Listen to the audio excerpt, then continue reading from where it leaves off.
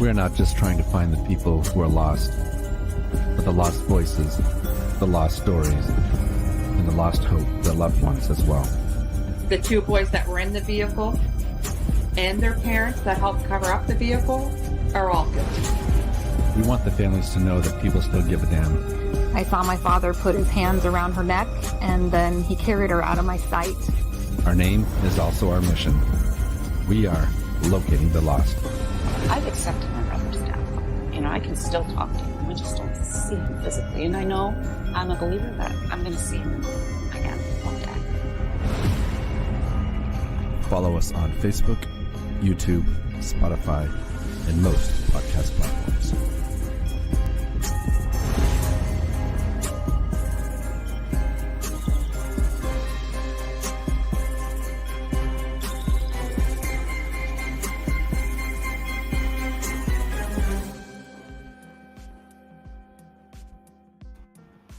And we are live. Thank you very much to everyone watching this live and to everyone watching this back as recording. We appreciate it as well.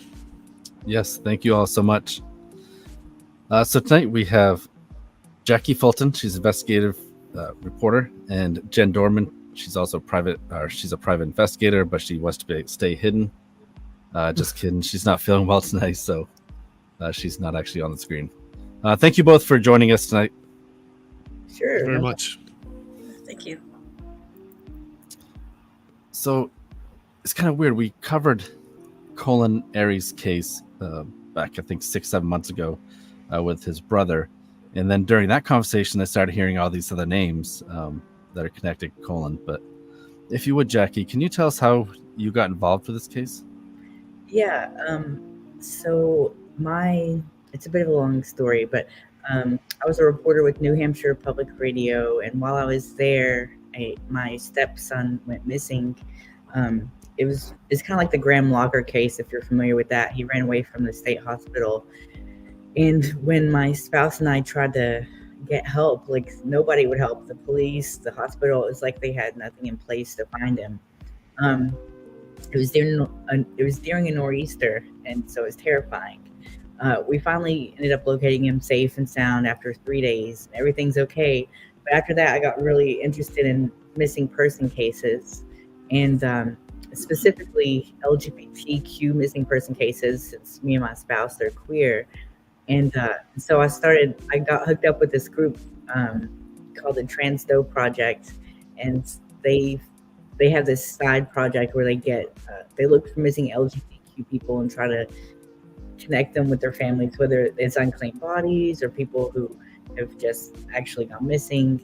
And it's a pretty successful at doing so. So they showed me how they do everything over several hours. They sat down, and so I started doing that and kind of volunteering to help them. And I ran across Colin's case. So that's really how I first discovered it. Awesome. And then Jen, how are you connected to this case? So I was contacted, I believe, by Jacqui and Fendel, and asked if I was interested in helping them. And I was given some information to look over regarding the case. And once I read it, I knew immediately that I wanted to do whatever I could to help out. And then, so talk to us a little bit about Colin. Either one of you who wants to take the lead on this. Yeah, I can take the lead. So Colin was an introverted young man. He really loved playing Pokemon Go. He was really sweet. He went to school. He was raised in Bucksport. And then when he graduated, he went to New York City and did fashion design. He was really into like cosplay and fashion design and that kind of thing. After a few years, he moved back to Bucksport and was living with his family and working as an education tech at the school there. All right. And so then it says last seen January 25th, 2017. Either one of you guys, can you tell us about the disappearance of Colin? Yeah, Jen, do you want to do that? Oh, I think we just lost Jen. She left us. Tag, you're it. Okay. Yeah. And we just lost Travis. Oh, no. Oh, okay. Well, we're still here. They'll be back, I assume. Okay. Yeah, if you just talk about that a little bit. Yeah. So what we know about the disappearance, initially what we learned was very, very little information was available. It was just that he disappeared, around that date, and he could have been going to Bangor or Brewer, and that was basically it. It was very limited information that was out there. There wasn't even like a wanted post or a missing poster or website or anything like that. Oh, we got Jen back. Welcome. We lost Travis right after you, so I'm not sure if Yeah, I don't know you what guys. Yeah. So now this isn't. This case isn't just about Colin, though, right? There's a couple things leading into this that seem awfully suspicious. Could one of you guys start with Christy and what we know happened with her? Jen, I'll let So, yeah. So, back in December, I believe it was 10th of 2013. I apologize if my dates are off. There's so many people involved in this case that it gets confusing at some point. But Christy, actually, let's back up a little before that. December 4th, I believe, 2013, Christy Appleby woke up early in the morning, covered in blood, and wasn't sure what happened. Her husband called 911, and she was taken to the hospital. She was transferred to a different hospital because her injuries were so severe, admitted there for a 4-inch skull fracture to the back of her head. Christy had no recollection of what happened to her that morning. There was blood all over the bed and the floor and the walls in the bedroom. Her husband, who she was married to at that time, stated that he woke up a little earlier than her and found her getting up out of bed and felt that she was sleepwalking. He stated that he went back to bed and woke up to her screaming in the bathroom, covered in blood. He said he didn't hear anything other than when she was screaming in the bathroom, trying to figure out what happened. So that was December 4th, 2013. Christy was seen following that at the doctor's again a few days later for increasing headaches, and they checked her over again and said that it looked like her injuries were healing. And on December 10th, 2013, Christy's husband stated he was going to go out and run some errands. Christy was left home alone with her niece, who was 2 years old at the time, sleeping in a bed. Christy's husband stated that he received a phone call from Christy, and she asked him what time he was going to be home, and he told her it would be in about 15 minutes. He asked her, if anything was wrong. She said her head was really bothering her. And he said, I'm on my way. I'll be there in 15 minutes. Her husband stated when he arrived at home, he found her hanging in the living room, that she had basically stood on a recliner in the living room and hung herself from a hook, which held like a Johnny jumper, like a baby jumper. He said that he cut her down and called 911. EMS arrived, tried to resuscitate her, but efforts were unsuccessful, and she was pronounced dead. Wow. So this is something that some people may already be aware of, but Colin was Christy's son, and her husband is David Appleby. David was also supposedly the last person that had seen Colin before he had gone missing. Exactly. Yeah. So I think he claimed he dropped him off at a job interview, but there's no evidence of a job interview ever happening, right? Yeah. Through our investigation, there's no evidence of that job interview.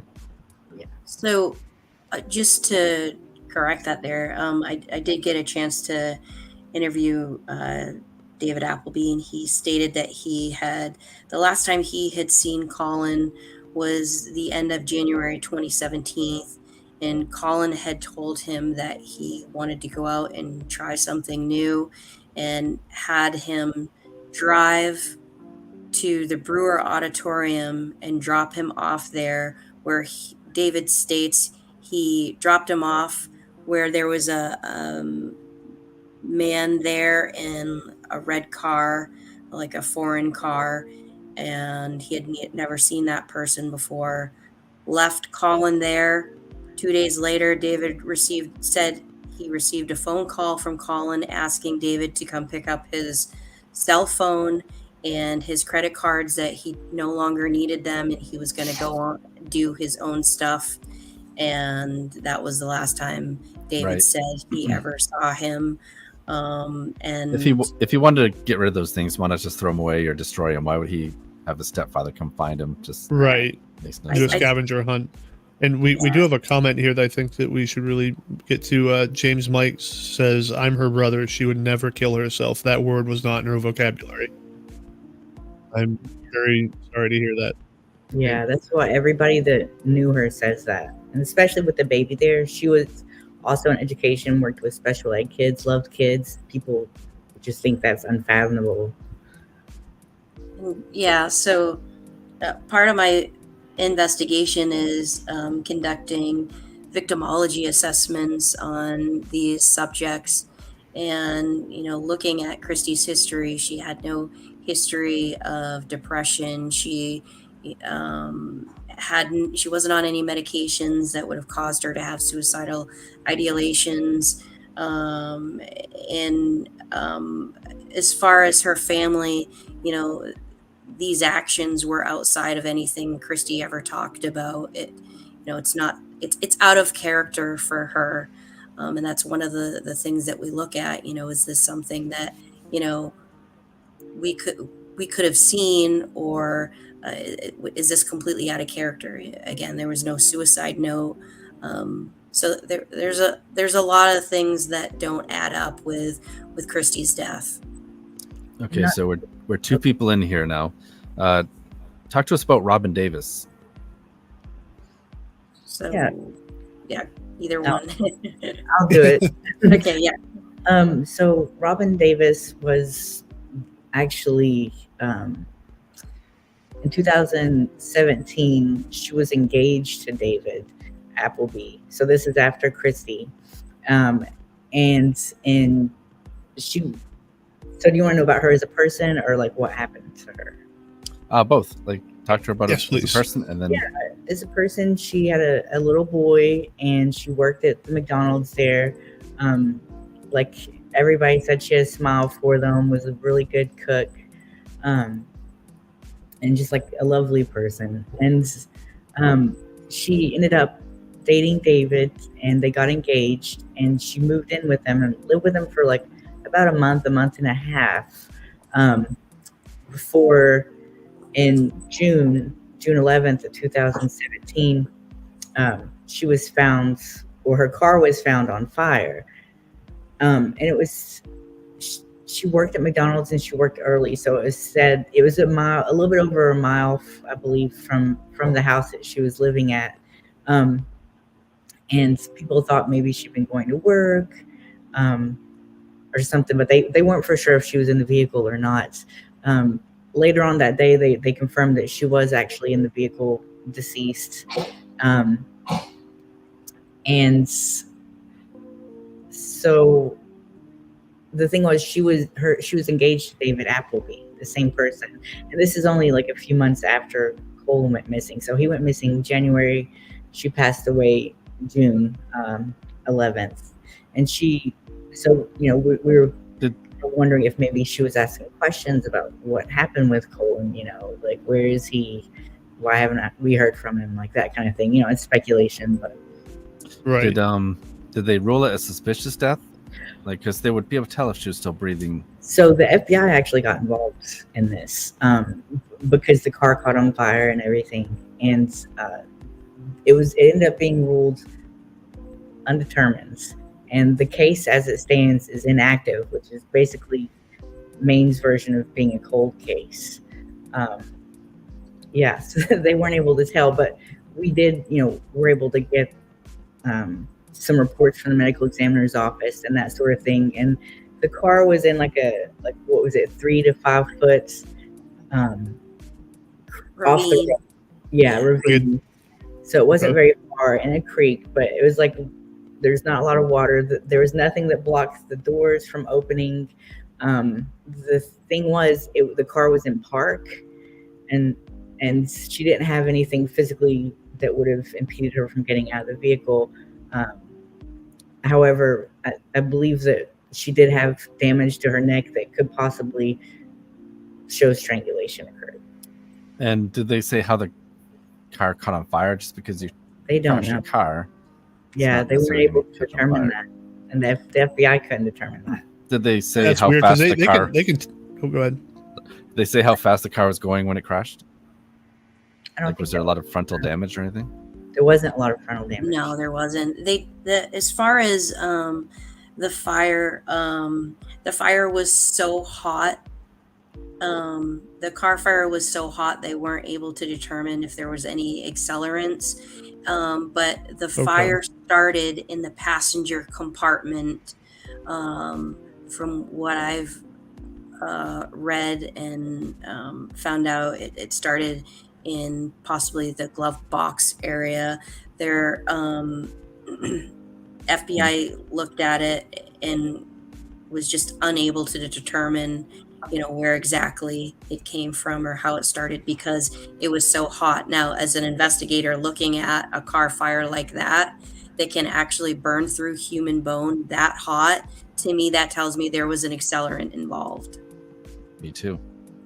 I mean, besides gasoline in the gas tank, but Correct.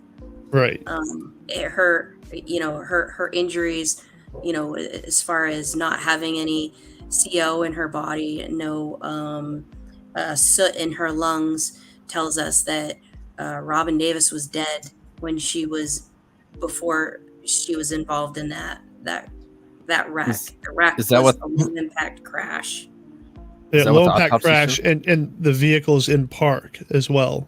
Correct. Like it's Doors are that- unlocked, Oh, I and her missed that. seatbelt. Her seatbelt was not. She was not wearing her seatbelt, and again, this comes into Robin's victimology assessment. Robin was a person who always wears her seatbelt. For her not to be wearing her seatbelt is another red flag. So, along with the car being in park, she had a broken cricord cartilage in her neck, which is suggest strangulation. So those are some red flags with this case that absolutely. we've been looking at. And What the about road the- on isn't a road you would take. It was Correct. It was complete opposite direction of her work. What was the position of the seat? Was it a position that she would have Yes, been able to drive the vehicle in? That's a good question. I haven't been able to obtain that information yet, but I'm not sure if they were even able to determine that position according to the reports that I have read. It was literally there was no seat left in the vehicle. Oh, wow. Like everything was down to the bare bones, like metal. What did her fiance David have to say about this? What did he think happened? When I interviewed him, he just said, she left for work that morning, and then he got a call later on, saying that they found her car on fire, and he says that he doesn't know what happened. So, Did he have a? What am I trying to say? Where was he at the time of the fire? I Does he have believe an alibi? I believe he was home. I don't know if he had an By alibi himself. or not, but yeah. I'm not sure if he was home by himself. Actually, I believe Yeah. his son lives there as well, and his wife. Yes. So I'm not sure if we're going to give names or not, but they live there as well. So we've been trying to talk to them, but they have refused all communication. His wife? His son's wife.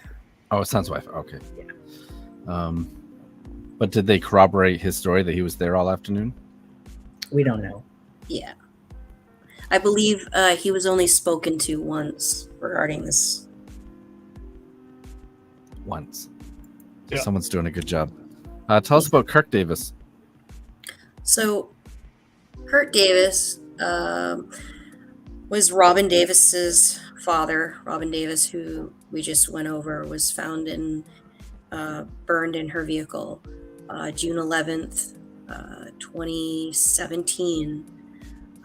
Kirk Davis and his other daughter Jessica, met with the Maine State Police sometime in.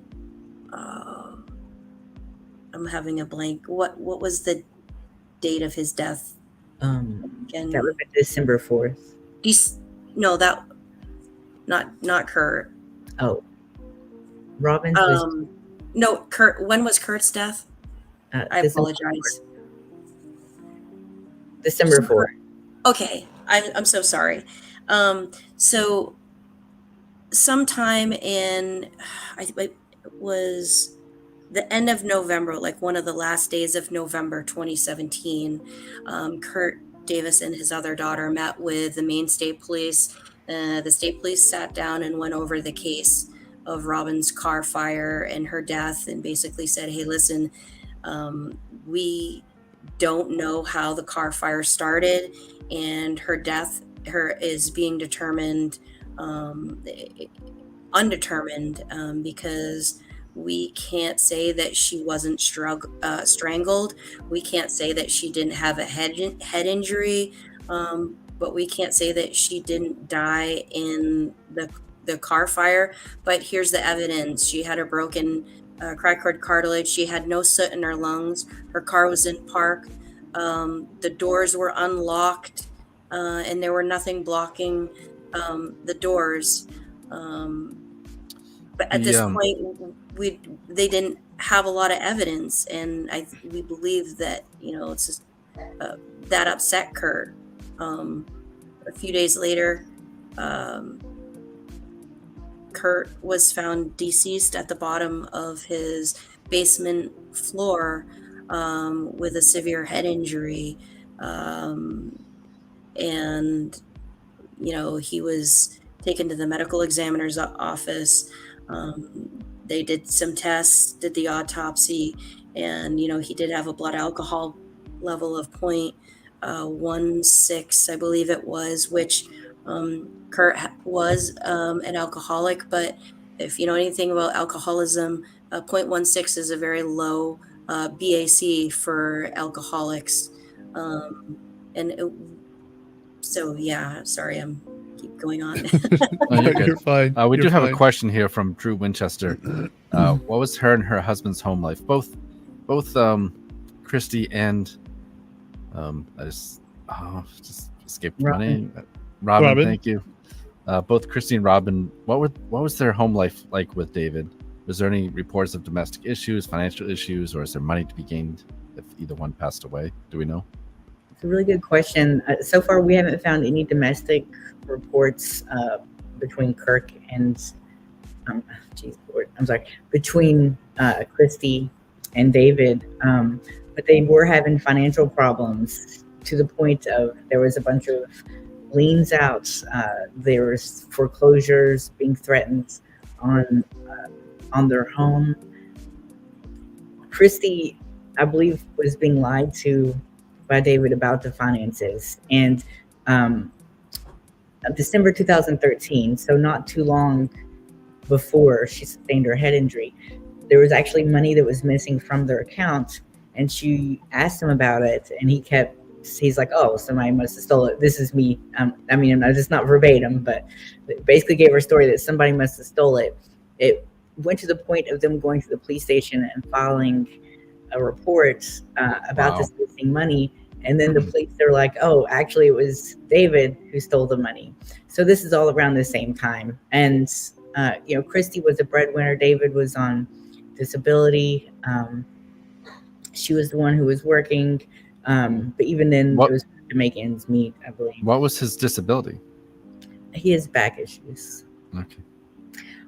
But he received a hefty life insurance policy after she passed away. Even though it was ruled a suicide, there was some sort of loophole in it, and he actually received life insurance from it. Wow. Now, was there? Well, they weren't married, so life insurance policy wouldn't. You couldn't have had anything to gain from Robin, and this is all speculation. Just a heads up, everyone who might want to try to sue us for this. But now, what did he have? What were his interactions like with Kirk?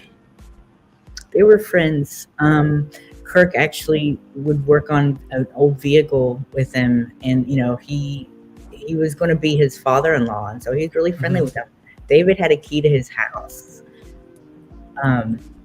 One thing that I think is really important about Kirk's death is that the day that Kirk passed away, David Appleby went to an ATM and he had a check, one of Kirk's checks, and he had an ATM card, one of Kirk's ATM cards, and he ended up getting $2,500 out of the bank. Out of Kirk's account? Kirk's account. That's really nice of Kirk. Yeah. And then that debit card was placed back in Kirk's wallet that was in his home. Okay. So David. Oh my word. So David actually, there was an eyewitness that saw him there, the ATM cameras, yada, yada. He actually was charged with fraud and forgery and convicted by a jury for this. So he is a convicted felon because of that. But the Maine State Police, for whatever reason, couldn't prove that he was there at the time of Kirk's death or had anything to do with it.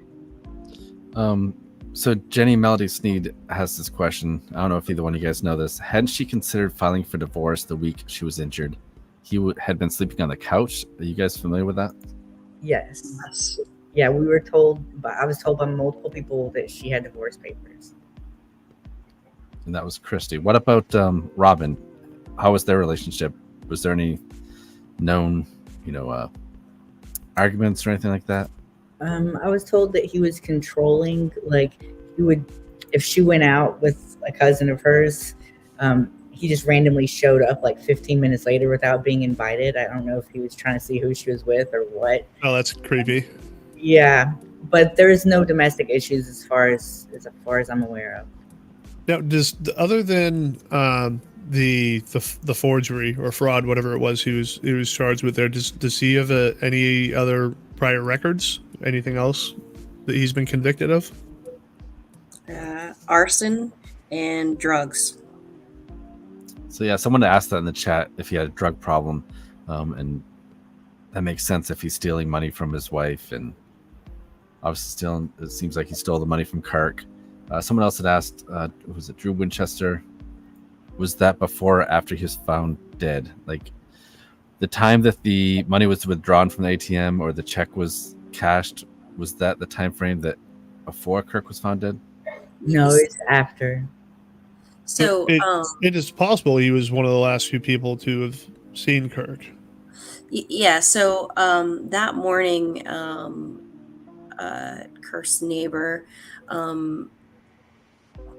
identified David being at Kirk's house. I can't remember the time right off my head, but they did state that they saw David Appleby enter Kirk's residence and leave. Ironically, Kurt's debit card was used the day that Kurt was found deceased, but the card was in Kurt's wallet on his person when the state police removed his items to transfer his body to the Maine medical examiner. Crazy. I think it was in the kitchen, but yeah. Oh, okay. And this is a comment from James Mike. I believe James was Christy's sibling. And he says, I'm using talk to text, so sometimes it gets you guys words. Okay. It's still messing up there. David would steal money from my mother, and Christy was his distraction as far as David and Robin. I didn't even know they were engaged until her death.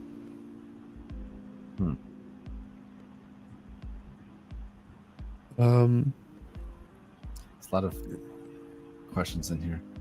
Yeah. Sorry. Normally we're pretty good about getting to just about every comment, but you guys are doing a good job giving us plenty of comments. So sorry if it's taking a while to get to he didn't get any money from Robin's death, right? Because they weren't married. Or did she have him in a will? We're not sure. We're still waiting to get back information on from life insurance policies, but as of right now, we're not aware that he got any insurance money. There's some information that we did obtain that he removed money from a bank account after Robin was found deceased. Do you know how soon after? Was it like 2 days, Jacqui? Yeah, it was something like that, 2 or 3 days. Wow. Amy Bailey says Kirk was dead when the money was taken from my uncle Kirk. So that's Kirk's niece there. And she also says here, my Uncle Kirk would help out anyone who needed help. And he seems like a very, very sweet guy just from the pictures. Jeff actually said that earlier. He goes, oh, wow, he looks like a really nice guy. Yeah, he had a very genuine smile. Like he just seemed like a really nice guy. Let me go back to him. I don't think we mentioned anything about him as a person. Like Kirk was, he had been a mill worker.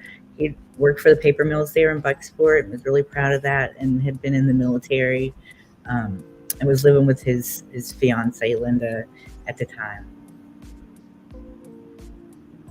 So I hear that David might be having a case come up this next week.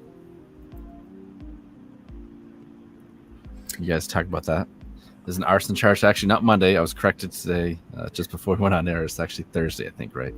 Yeah. So, and I know there's a lot of dates and information. We have a timeline, so it makes it a little easier to see. But in between,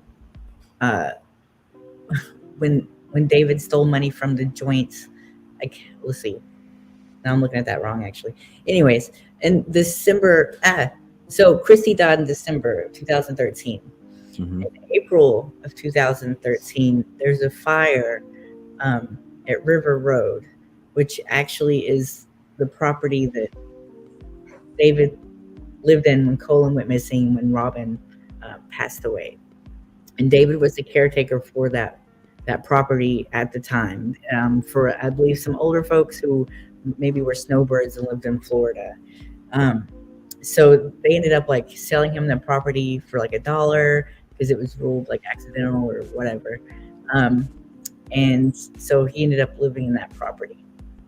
Okay, so January of 2023, 2015, there was a fire on Poverty Ridge Road, which was the trailer where Christy passed away. And that's the picture that you're seeing right there. So after that, David ended up getting an insurance, quite hefty insurance claim for that property. So they've been, where he moved, I don't use the word fled, but where he moved to Arizona, it extended the case. And so it's not within the statute of limitations like it normally would be. So they were able to charge him with this. And the affidavit is up on our website, so you can see the details and stuff for that. But he will plead on Thursday, as it turns out, next Thursday, guilty for that arson. And that's a felony. Oh yeah. Just because you were mentioning the page there, I just wanted to share that out for everyone to go check out their page. Put it in the chat for everyone. you guys want to go to that, it's a Facebook page called Justice for the Bucksport 4. So recommend everyone going to follow there and keep up to date on anything in the future that might come about. And obviously we're going to share anything as well. But yeah, if you guys would want to go check that out, it'd be greatly appreciated. There it is. So it seems like we're not accusing anyone, right? It just seems very odd that one person's the last person to be seen with 3 people who are now dead and a missing person. Yeah, all in the span of less than 4 years. Yeah, I mean, Colin went missing in January. In June, Robin passed away, and then 6 months later in December, Kirk passed away. Right. What was the connection with the house that he committed the arson or he set on fire? The one that he's going to plead guilty on. Yeah. Well, there's people speculate that there was evidence and stuff there that was where Christy had passed away, and there was liens and things that was going to be foreclosed on. Okay. So with Kirk, it's more about, or we surmise, or we believe that maybe because Kirk had gone to the police and one investigation in his daughter's death, dug into and maybe pointed the finger at David, that could be the reason why Kirk passed away. Not exactly. I would think it's more that David came there maybe asking for money, and Kirk confronted him. That's what I would imagine. Okay. And this is something we probably should have put out a little bit earlier, but these cases are all being handled by the Maine State Police at this time. So if anyone watching or tunes into this later has any information, contact the Maine State Police at 207-624-7076, and we'll leave it up there for a little bit. We'll repeat that a couple more times, but yeah, if you know anything or have heard anything, please reach out to them to try and get some justice for the families involved here. It's very tragic that all this has happened. And also remember that Colin Arey is still missing. Disappeared January 25th, 2017. He's 33 years old, while he's like 34 by now, right? Yeah, I think so. Because I think that was last year that one was made. 5'9", 240 pounds. Believed to have been dropped off in Bangor, possibly for a job interview, but then there's some talk that he may have gone to New York as well. But if you recognize Colin, please reach out to the Maine State Police as well. And that was all the information on the old missing poster. We've basically disproved all that. Like the last time that Colin was seen was with David Appleby, and that was when he was getting picked up from his job in Bucksport. At the school. Yeah. Amy, the comment. Jenny Sneed saying David used the money he stole from Kirk to pay off a foreclosure. Very interesting if that's true. And another one from James Mike here is, all I can say, we both families want justice. I miss my sister and nephew. I went to school with Robin, and I found her to be a great person. Again, we're very sorry for your loss, James. All the families involved. And you said there was a comment. Was it this one from Amy? Yes, I assume. Yeah. Amy Bailey says family meant everything to Robin and Kirk. Kirk was one of 16 kids who's now missed by a lot of us. Wow. So how can people help?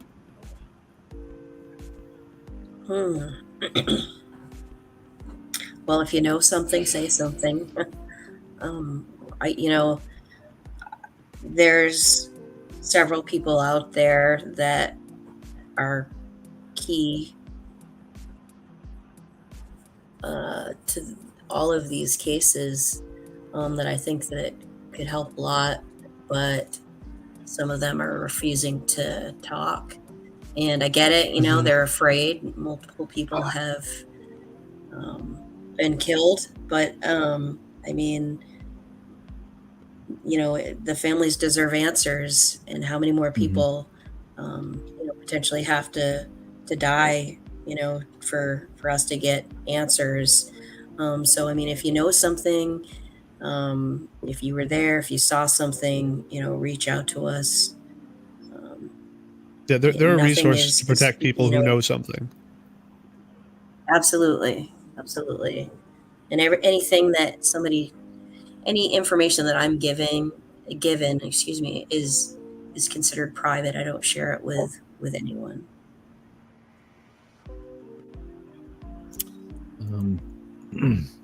Jess at Justice for Rob Morrison Jewers. All this is so sad. When did the fire happen again after Colin was last seen? Yes. It was how long after he was last seen? Let's see. So the first fire happened in 2013, and the second one happened in 2015. So it was before. Oh, before Colin. Oh, it was already. before. Okay. But that's more on his mother's death. However, there is another fire that happens in October that we haven't talked about. That happened in October well, let's hear this. Of 2017.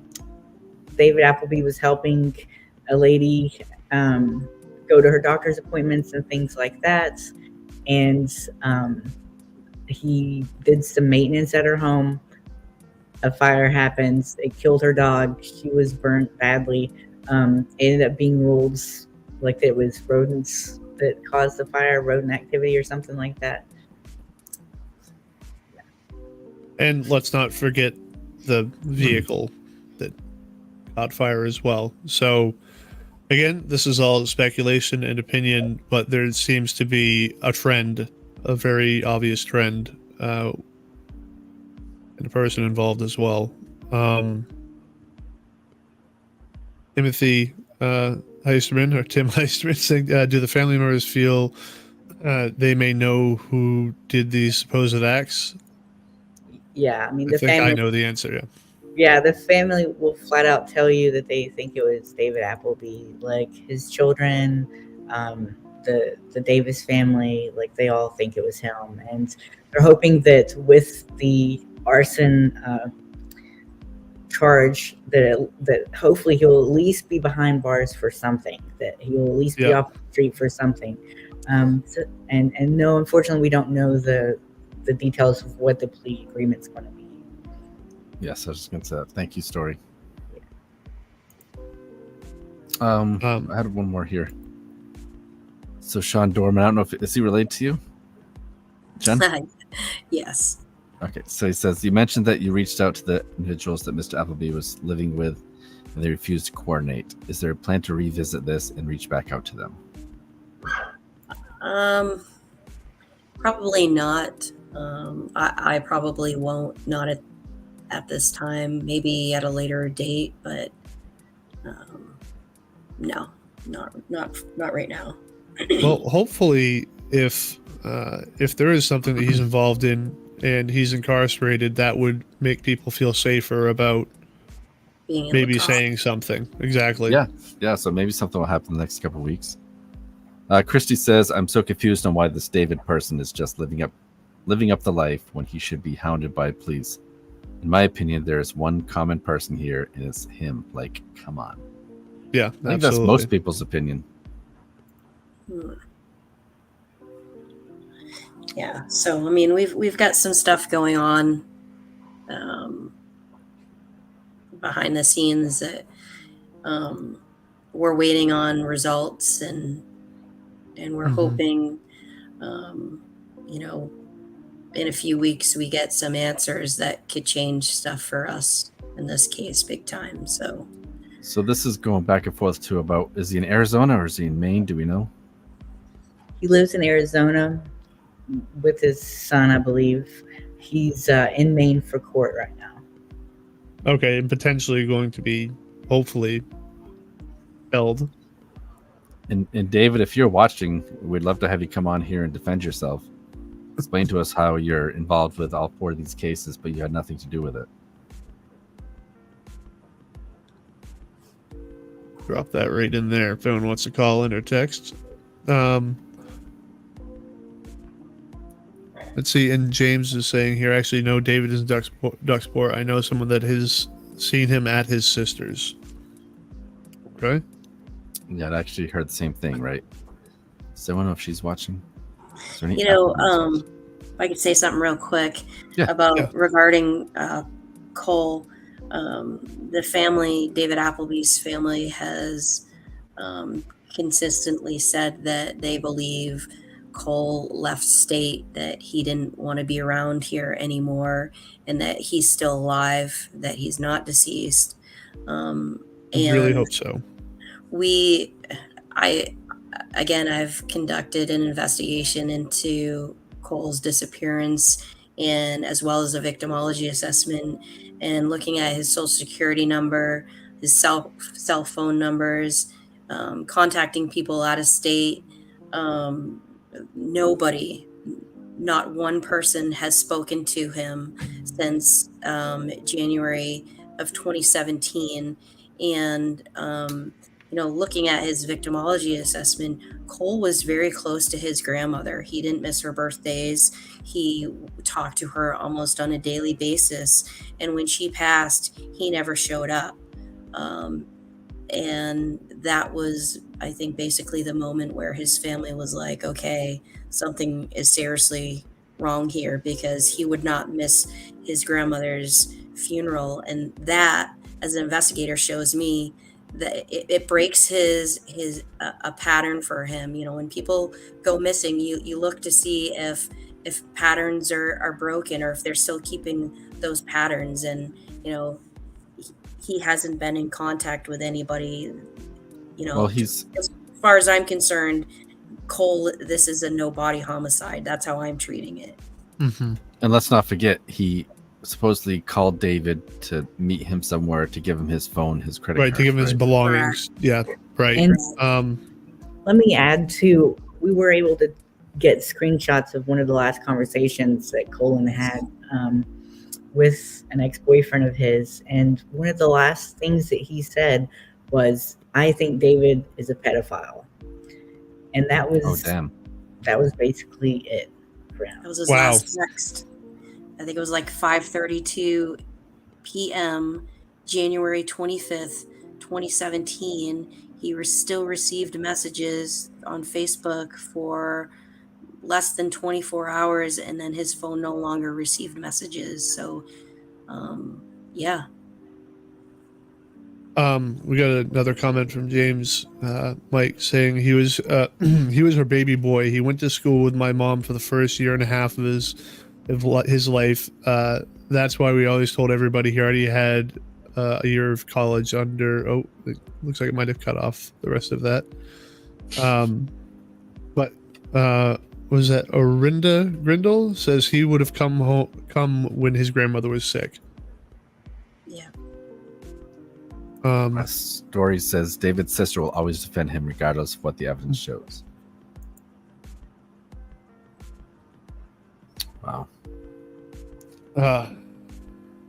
It's awful. I mean, it's not necessarily, even if you take David out of the equation as far as Cole missing, and still being alive, people just don't vanish without leaving some type of footprint. Right. If they're still alive, there's usually some type of footprint, and there is nothing on this kid. Absolutely nothing. And he was like really tech savvy. Absolutely. He was very into social media.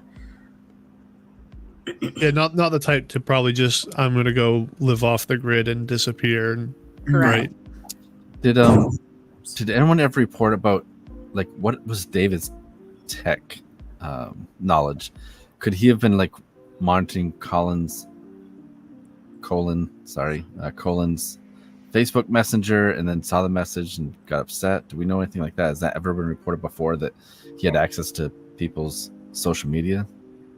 I'm not sure. I have no information about that. My guess would be that Colin confronted him. When I interviewed David, he stated that he didn't have any of his children on Facebook. He didn't interact with them through Facebook, but which was kind of odd that he said that to me. But who knows? we don't know because the state police or the agency, whatever agency was that investigated at the time, they never requested any of those records or anything. So I mean, Terry says, does it appear to anyone that David didn't want his secret to come out, if in fact David was a pedophile? I mean, that could have been what triggered the argument or whatever happened to Colin. It could. And the thing is, there was a history in the family. Two of their children were adopted, and one of them was basically removed from the home because she said that there was allegations of sexual inappropriateness, like inappropriate touching sort of stuff. Wow. Amy Bailey asked, did David Appleby have a problem with Cole? Was there, did they get along well? What was their relationship like? Do you guys know? Well, so he says, from everything I've heard, that he didn't have a problem with Cole, especially him being gay, but other people around said that he would give him a really hard time about it. That's initially when I first heard about the story, I was like, does it have something to do with him being gay? I don't think that's the case, but I don't think they really got along. I think that from multiple people's point of view, he favored one of his children, and that was his biological son, the one that he lived with in Arizona. And once his wife passed away, he basically had nothing to do with the other kids. And and actually, we were able to find out that David's at one point when Colin was about 16 or 17, he called 911 because David was spanking him on his bare bottom, which as punishment. So I don't think they got along. No. Yeah, I mean, and looking at Cole's messages that we have copies of, just reading the messages Cole would send to his friends about David, I mean, they argued all the time. They were arguing the day that Cole disappeared. There was an argument. No, David said they're best buddies, so... Yeah, well, they were arguing about money because Colin said that David had ripped him off. Wow. Seems to be a trend there as well, huh? Yeah, Amy has an interesting comment here. She said Christy's Facebook account disappeared the same night she died. Are you guys aware of that? Yeah, we are. Yes. Yeah. Which is really sad for the family because all of her pictures and stuff. Sorry. Oh, sorry. Go ahead. Okay. I ain't touched it. Sorry. Go ahead. Sorry. Just keep putting up and down the comment. I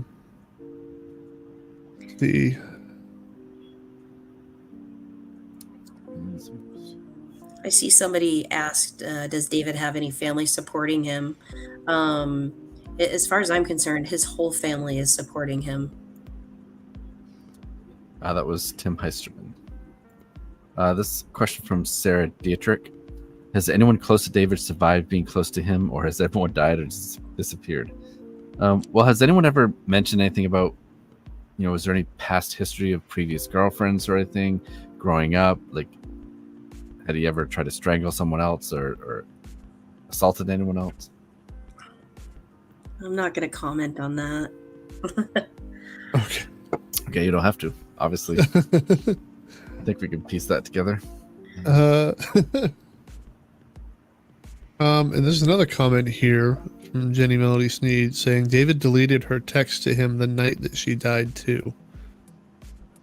So that I think that suggests regarding Christy Appleby.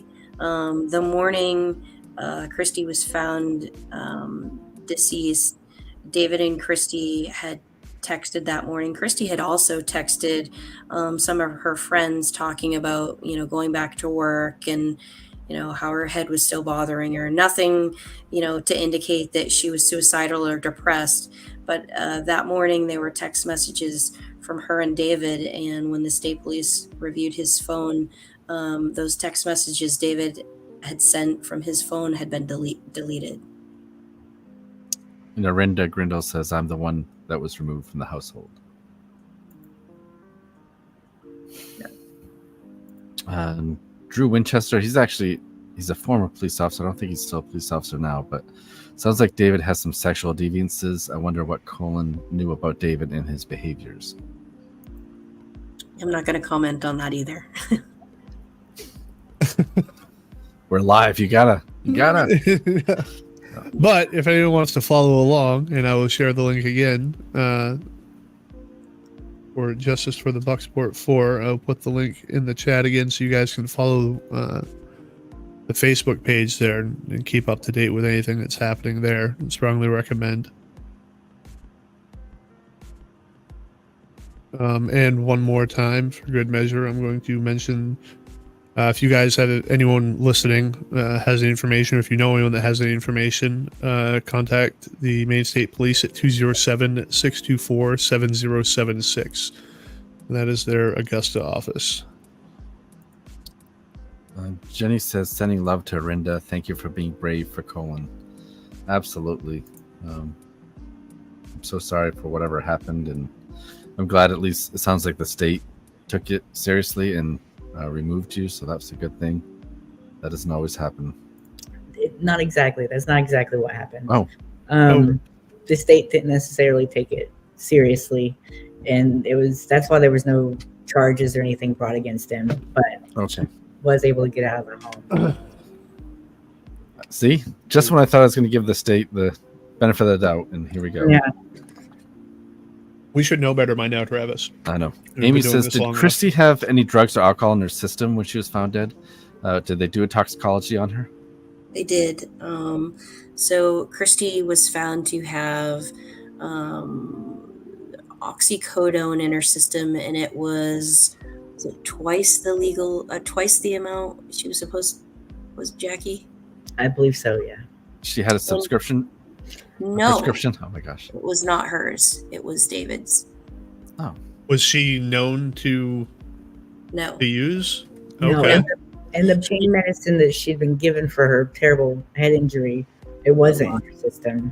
Correct. She was given Dilaudid at the hospital for her head injury, and Dilaudid was not in her system. The oxycodone was, and David had a prescription for oxycodone. Great question, Amy Bailey. Yeah, thank you for bringing that up.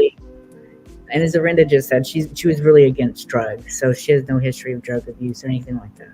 Which, as an investigator, we look at it like, okay, here's this woman with a 4-inch skull fracture to her head, a severe concussion, very dizzy, and has twice the amount of oxycodone in her system.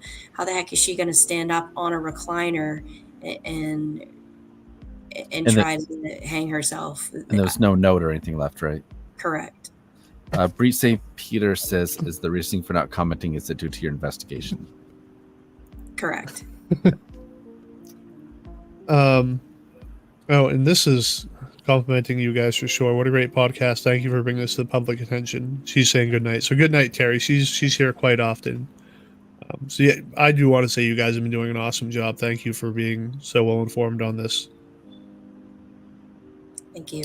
Do you think that, was there any evidence of like bruising or anything like that on her lips or her mouth? Amy's asking, so could David force the pain meds into her, or do you think maybe he let her believe it was her pain meds for her headaches and things? I mean, obviously it's just speculation. We wouldn't know because we weren't there. But yeah, I mean, I, as far as I wouldn't be able to say. The medical examiner report didn't say anything about that. Yeah, I have my own theories, but I don't want to say that right now. I will tell you, all of these scenes, the 3 different deaths, I've looked at the scene photos and the evidence, and from what I see, there's staging involved in all of these scenes. I was going to ask that. Courtney Mead says she was talking about going back to work and Christmas plans, etc. Yes. That doesn't sound like someone, like people who are going to commit suicide typically don't talk about future plans. Again, that's part of that victimology assessment that we do. Sarah Dietrich says, so he possibly could switch the pills in the bottles, so she took what she thought was her prescribed medicine. That's true too. If you're not, or maybe prepared her, with her headaches, whatnot. Maybe I'll get you your breakfast or whatnot. Put something in there. Just again, speculation. And James Mike says, I'll testify that my sister did not like drugs. She would lecture me all the time about me smoking both cigarettes and marijuana. Sounds like a good sister. They always have to show these ones when they compliment us, Jeff, right? Brooke Collins says, thank you guys for bringing so much light to these people. You guys are amazing. Thank you so much, Brooke, for tuning in. Somebody says the hospital wouldn't give her Dillard's if she had a head injury.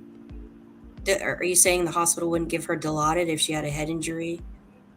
Because that was absolutely in her medical record for that day. That was the prescription given for her pain. So I don't know if Shirley works in the medical field. If you can expand on that comment, Shirley. No, she did say yes. But as far as the staging, you had mentioned that you thought it looked like they may have been staging. Sarah asked a good question here. Were they similar staging, or maybe staging that, if looked at, tell you story in the order of deaths? Was it just looked like staging, or did it look like the same sort of staging? No. No, there's different types of staging. I don't think there was deliberate acts to cover up or to point the investigation into a different direction, if that makes sense. Yep. And as far as if we look at Robin's case, there's no soot in a body, a broken cricoid cartilage. That body is placed in a car and then set on fire. The car is in a park.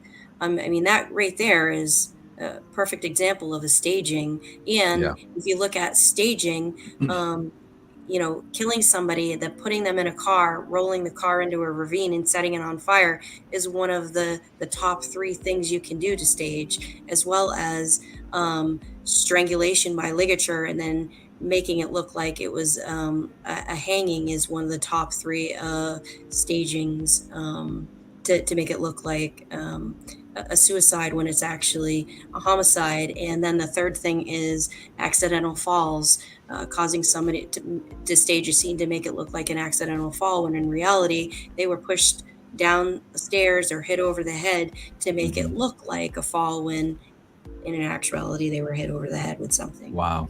And those are the top 3 things for staging. That's awesome that you knew all that off the top of your head. With Robin's injury, I can't say the bone you're saying that was broken. Yes, cricoid. And that couldn't have been done by a seatbelt. No, she didn't have her seatbelt on, but even if she did, so where your Adam's apple is, if you feel where your Adam's apple is, to the left and to the right, there's what you call like a cricoid cartilage that is broke. When you put your hand around the throat and squeeze, you break off those horns. They're called horns, and they break when there's compression added to them. A seatbelt doesn't wrap or completely around the throat. Right, and if anything, it might be one side, right? But that's on both sides. Correct. Okay. Yeah. And Drew Winchester asked, did you say Robin was on her way to work that day? Yes. And we had another comment here, and this is credit to you guys as well. This is the best podcast as far as knowledgeable guests that I've been associated with. So, yes. Again, thank you guys very much. Julie Jones. Julie knows what's going on. And there was another comment here from Jenny saying it was a severe head injury. She should have died from it. And from the sound of it, that seems like, it was absolutely massive. And I did see this comment earlier from Amy as well, saying that we were told that Kirk was pushed. No, Amy, was that just something that had gone around the family, or was that something that maybe an officer had claimed that it seemed like, in their opinion, or someone involved in the investigation? I'm just wondering. And that might just be a movie thing, but I think they can tell if you pushed or if you fell on your own, like just from the body position and all that. So, can I answer these both in order? Yeah. So the head injury one, was that regarding Christy? Yes, I believe. Yes.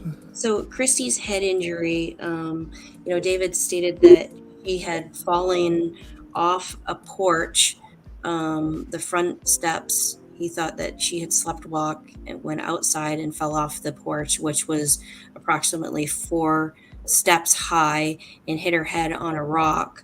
Now the head injury that Christy sustained, it was so severe that it caused trauma to the front of her head and to the back of her head, and she had a 4-inch skull fracture.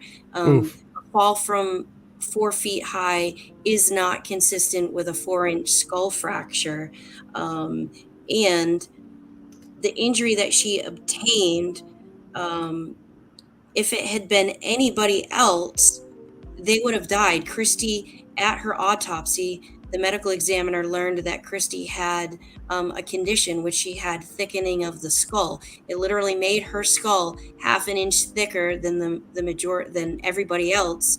And this is why Christy had suffered severe headaches her whole life, and they never knew why. Well, we realized that this is why after she was after the medical examination. So the blow that she sustained to her head, it was a fatal Should have blow. killed a normal person. A normal person would have been dead from that, but because she had 1/2 inch this, of bone is a lot on the skull too. because if she had this thickening of the skull, she survived that. So that was regarding the head injury. Now regarding Kurt being pushed, I haven't heard that he was pushed. Obviously, my investigation leads me to think that he was pushed. I went to the residence where he was found on the basement floor, and I did some Blue Star spraying, which Blue Star is like luminol. A Blue Star glows a lot brighter than luminol. And when there was some speculation by the police department saying that they believed that when Kurt walked down the stairs, he hit the top of his head on like an overhang. But at Kurt's height, he wouldn't have been able to hit that overhang. But I did spray it with Blue Star, and even if there was DNA or blood on that 20 years ago, it still would have shown up with Blue Star. Blue Star has been, used in cases 2,000 years old. That's how good it is, and that's why we use it. And there was nothing found there, so that crosses that off. But yes, his injury is not Kirk's injury is not consistent with a fall. Okay. He was hit by something. So again, potentially staging to make it look like a fall, right? Correct. Yes. Sarah Robeshaw says, "I am so thankful for all of Jacqui and Jen, all that you've done. You have put so much work, and we're the only ones that listened." Yeah, you guys have done a great job. Awesome. And also about Christy, the sleepwalking. I'm not sure if we've said this yet. David was the only one that said Christy had a history of sleepwalking. Everyone else in her family and her in text messages and things like that said that she didn't have a history of sleepwalking. And her doctor reports. I have reports from her medical or her primary care physician that said she had no history of sleepwalking. And just a quick note, some had stated that, well, because she obtained this head injury, that could cause her to be suicidal. And the doctors did some research and contacted some pathologists and specialists after Christy's death, and they stated that there is not one case of somebody committing suicide 3 or 4 days after receiving a head injury like she received. So that's completely false. That makes me wonder if, because she claims she didn't remember anything that had happened, right? Correct. And I believe that. I'm wondering if potentially maybe she started to remember and ask a couple questions. Yeah, maybe. Possibly. Right. And Jacqui, did you see that last message from James Mike? Yeah, I wrote that down. I'll send it to you. Okay, good. And I'm friends with James Mike as well on Facebook. So if you don't, I can. Yeah, it's all just very bizarre and very coincidental. Far too many coincidences in here, and I'm just hoping that someone sensible takes up this case and pursues it, because it's baffling that it hasn't already. Amy Bailey says he had a wound on the back of his head near the top. That's Near the correct. top or on and the top or okay. At the top. It was more to the so there was two wounds. One was behind his ear, sort of to the back of his head, and then one to the top of the head, which I've been working with some forensic scientists and some forensic pathologists that specialize in these cases, and having looked at these wounds, they all stated that this is not consistent with a fall downstairs.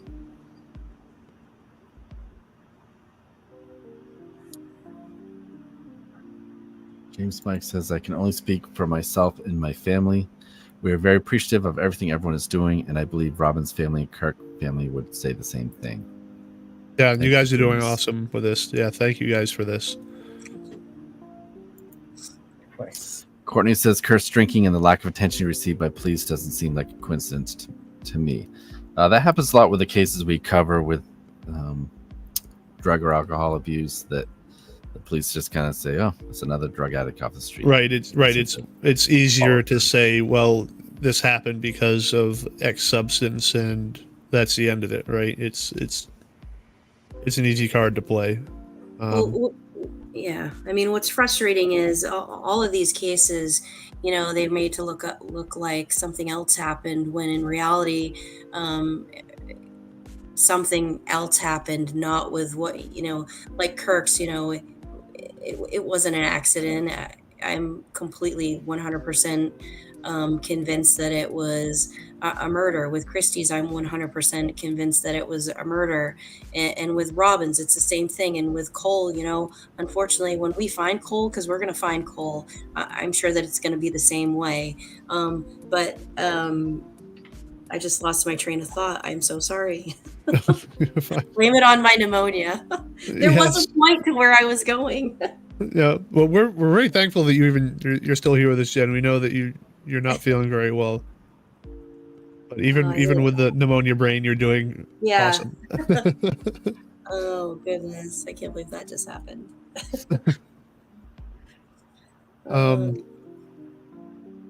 And Amy Bailey says, we do, because this isn't the only death that the Davis family has been dealing with in the past 25 years.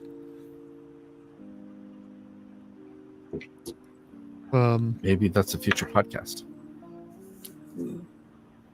But I think unless anyone has any more questions, do you guys have any more? Oh. Kelly Koenig says that's never a coincidence. They are not important enough or don't fit the criterion. Kelly's actually our guest next week on the podcast here. But yeah, if do you guys have anything more you wanted to say before we headed out? Yeah, I mean, the thing I really want to say is I just hope that the authorities are taking this seriously and investigating it. I know the Maine State Police and them like to keep their cards close to their chest. But, Jen's done so much work on this case, and the families deserve, and the victims deserve justice, So it's justice for Bucksport 4. I feel like if Christy's head wound had been properly investigated, just her head wound, then the rest of these deaths and disappearance wouldn't have happened. Right. So. Well, that was actually what I was gonna touch base on is, like I said, I feel like all of these cases have been staged, and unfortunately, when you stage something, you just need to make it look good enough so it passes that, the first few minutes of an officer's arrival to get past the first questioning, and unfortunately, all of these cases were investigated by different investigators, and I don't think that they were looked at and compared enough. They passed the, I guess you want to say, the smell test. It looked like an accident, so let's call it an accident. And It it's like one a thing for him to suicide. get away with it once, Yeah. but to do it 4 times, like they gotta Right. realize. So, yeah, I mean, yeah. I'm just going to go over your intro on your page. It says Christy Appleby died suspiciously on December 2013. Colin Arey was last seen January 2017. Rob Davis died suspiciously on June 2017, and Kirk Davis died suspiciously on December 2017. All these happened in Bucksport, Maine. They were all with one person, David Appleby. So again, I shared the link to that. So I highly recommend everyone follows the page and keeps up to date with anything that's going on. And one more time, I wanted to share the Maine State Police phone number if you or anyone you know has information regarding the death or disappearance of anyone we've discussed tonight. The number is 207-624-7076. Any help would be greatly appreciated, and I'm sure that Jacqui or Jen would be more than willing to keep anything you say to them anonymous. And again, there are resources to keep people safe if you think that you are in danger for sharing information. Julie brings up an interesting comment here. Says, if these were staged, I feel that it wasn't the person's first rodeo. Is there any history at all of anyone else that he may be tied to, like, adolescent years or 20s, 30s? I'm going to say no comment on that. See, you did it again, Jen. Okay. You did it again. Stop it, Travis. No, just kidding. But and then we'll read one more comment here from James Mike again. My sister's death is my memory is reading this case. I think the text to I think speech it's really hard for me. My sister's death is really hard for me because I showed up 10 minutes supposedly after they showed up at her house that day. Oh, I'm very sorry. And Very sorry. And Julie's a pretty smart cookie too. She knew it. Julie Jones trains cadaver dogs up in. I think she's in. Brewer. And she actually works.